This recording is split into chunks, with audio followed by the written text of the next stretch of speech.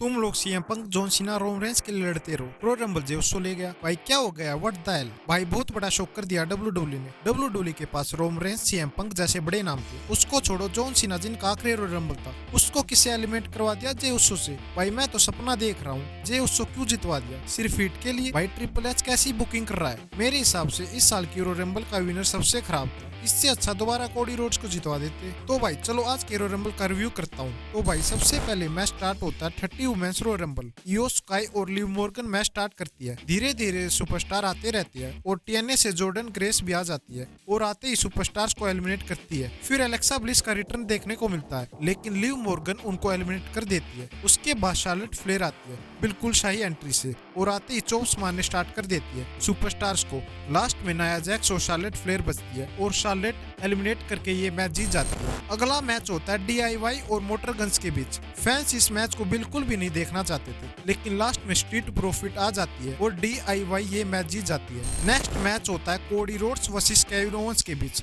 Ladder match, जहां दोनों एक दूसरे को डिस्ट्रॉय करने का मूड ही बनाकर आए थे। दोनों एक दूसरे पर लैडर से अटैक करते हैं। कोडी रोड्स केविन का सिर फोड़ देते हैं। सैमी जेन भी आते हैं मैच में, लेकिन रिंग साइड में खड़े रहते हैं। लास्ट में केविन ओवेंस अनाउंस टेबल पर पाइल ड्राइवर मारने जाते हैं, लेकिन कोडी उसको कवर करके केविन को सीधा लैडर पर फेंक देते हैं और केविन का सिर लैडर में फंस जाता है, जिससे कोडी रोड्स ये मैच जीत जाती है। ये मैच कमाल का था, लेकिन अब आता फाइनली 30 मैंस रॉयल रंबल, जिसको स्टार्ट करते हैं रिमेस्ट्रो और पेंटा। दोनों कमाल के मूव लगाते हैं, लेकिन उसके बाद होती है ब्रॉन ब्रेकर की एंट्री और वो आते स्पीयर की बारिश कर देते हैं। लेकिन उसके बाद 8 नंबर पर आई शो स्पीड आ जाती है, लेकिन ब्रॉन ब्रेकर उनको एक स्पीयर मार के एलिमिनेट कर देते हैं। लेकिन फिर होती है 12th नंबर पर जैकी फाटू की एंट्री और वो मैच में आते ही एलिमिनेशन स्टार्ट कर देते हैं। और दोस्तों हमें ब्रॉन ब्रेकर और जेकब फाटू का फेस ऑफ भी देखने को मिलता है। उसके बाद 50 नंबर पर टीएनए चैंपियन जो हेनरी आते हैं और आते ही अपने मुंह दिखाने लग जाते हैं। बट दोस्तों इसके बाद एंट्री होती है रोम रेंस यानी ट्राइबल चीफ। रोम रेंस आते ही मिज को स्पीयर देते हैं और बाहर फेंक देते हैं। उसके बाद ब्रॉन ब्रेकर रोमन को स्पीयर मारते हैं,